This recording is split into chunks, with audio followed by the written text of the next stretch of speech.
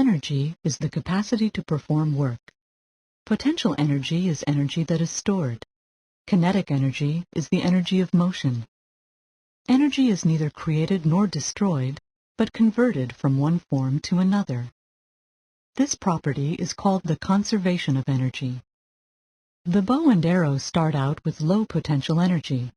As the archer's arm pulls back the string, kinetic energy from the arm's motion is converted to potential energy in the tense bowstring and arrow.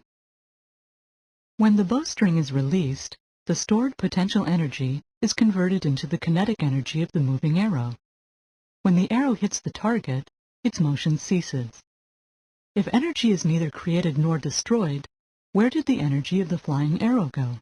Let's rewind and look at kinetic energy in more detail.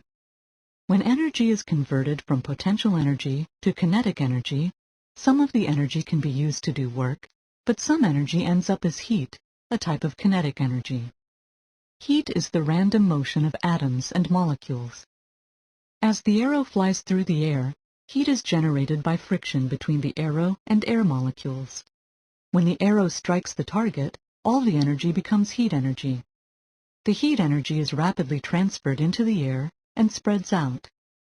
Heat energy is a very disordered kind of energy. It has the highest amount of entropy, or disorder, of any kind of energy. Where do our muscles get energy to perform work, such as pulling back a bowstring? Our bodies use the chemical energy from food to perform work. Chemical energy is a form of potential energy. When your body breaks down food molecules, the stored potential energy from food can be converted to kinetic energy. The stored chemical energy in food is released in your muscle cells during the process of cellular respiration. Using oxygen, cellular respiration converts chemical energy from food to another form of chemical energy called ATP.